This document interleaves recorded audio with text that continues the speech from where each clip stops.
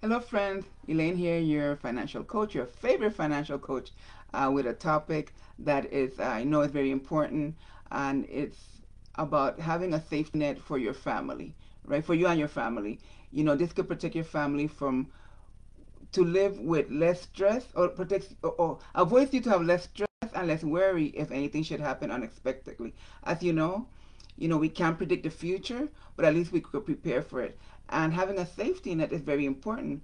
Financial safety net ensures that when life happens, whether it's unexpected, whether if it's medical emergency, or you lose your job, or sudden loss of a loved one, your family is financially secure.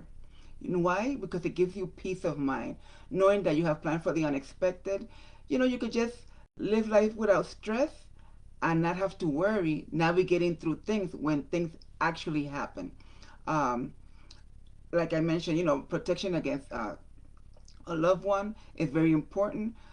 Maybe you or somebody, breadwinner, has certain disability and is not able to work. Well, having a safety net will also avoid the stress if anything like that happens.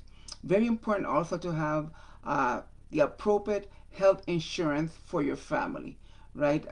Again, listen, I could speak about that one. Just a couple of weeks ago, I had an unexpected medical emergency. I know, listen, I'm fine. Don't worry about it. I'm fine. But just for a couple of hours in the hospital, I end up spending more than a couple of $100.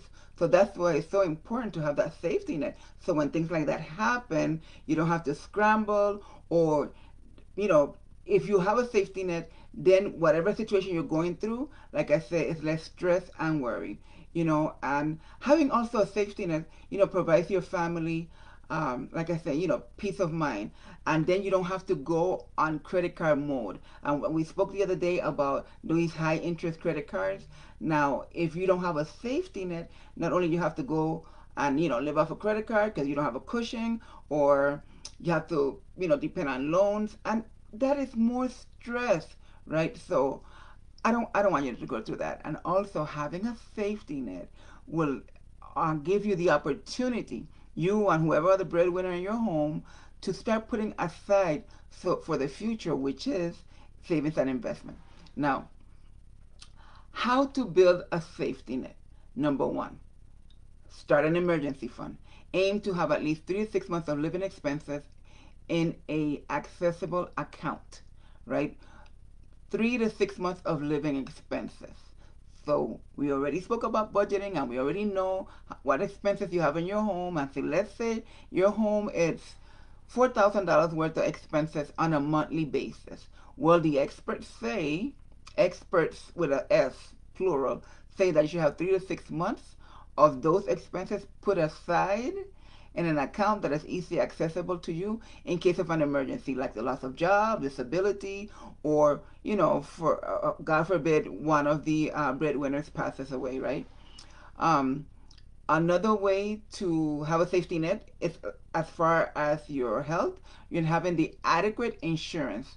You know, Evaluate the needs of your family. What do you need if you have little ones? You know, if you have older um, family members living with you, you got to have the proper health insurance and disability insurance to ensure that you're covered in all criteria. Because sometimes I know that happened to me in the past, or I've known of people that happened in the past, that they have health insurance, but it doesn't cover their needs based on where you at in life, and if you have any situation, right? Or if you have babies, well, do you got to have I get passionate. Let me let me slow down. Number three, yeah, how you can ensure or have less worry and less stress, building a safety net, is paying those high interest credit cards or any high interest risk that you have. Remember, we want to do that debt stacking. The first account that you're targeting is the one with the highest interest. That will help you as you start building on your safety net. Because a lot of people ask, well, how am I going to put 3 to 6 months worth of living expenses aside? Well, we're eliminating debt, right? That's what we're doing, right? Also, very important, number four for your safety net is invest in long term.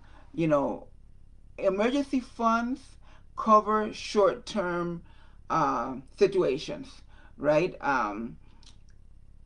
For example, a short-term situation could be, well, your refrigerator messed up, or anything that is for today, right? Something that your family needs for today. It could be a medical situation. That's from that emergency fund. You have that set for that. But for the future, that long term, that's when we're talking about investments. Remember, I always tell you, everybody's situation, everybody's circumstances is different. So you that possibly in your mid 30s, now is the time to start thinking about long term. When you're 60s, now the time to start thinking about retirement, or what am I gonna do, after working so long. Now is the time, so I could set you up with a financial expert, investment expert, so that I can start planning from now. Listen, you don't have to be a six-figure earner. You don't have to be a millionaire. You don't got to have the best job in the world to start thinking about the future. We, our financial experts or our investment experts, will meet you where you at. Right? That's why it's so important to do that budget, so that you know how much money you could wiggle out of it to start thinking about the future. Right? And then the most important part about your safety net, or putting a safety net aside for your family, is educate yourself. Financial literacy is very important. It's the key to understand and maximize the tools that are out there. It's a key thing.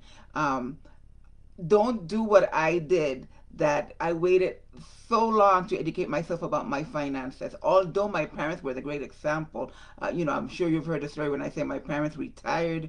I think my mom was 50 or 51, and my father was a couple of years, around that same area, and they lived 30 years after retirement without having to go back to work. And I was so smart that I never asked them how they did it. Obviously, they had to have planned from early. They had to have put some money aside, probably investments. And not only did they not work for those 30 something years, they traveled. My college was paid for, a lot of things. And then when they passed, they had everything in place, wills and stuff like that. So everything was set up, property, banks account and stuff like that. So that's why it's important to educate yourself. Take small steps today, and you know I don't want you to get overwhelmed. Start with small steps, and those will lead you to financial security. And you could be confident about the future, because that's the circle of life. We're not going to be here for the next I'm not going to be here for the next 100 years. I know I have plenty more to live, but unless it's by God's grace that I'm here for the next 100 years, okay, I'll take them. But if I want to have a quality of life, I want to live stress free, right? But anyway, maybe tomorrow we'll speak about. I'll surprise you. I won't tell you. But anyway, thank you so much for joining me today. Looking forward to see you tomorrow. Where I'll continue sharing some more helpful information about your finances. And I hope that you're taking the steps necessary so that you live stress-free and worry-free when it comes to your finances. So talk to you next time. Bye for now.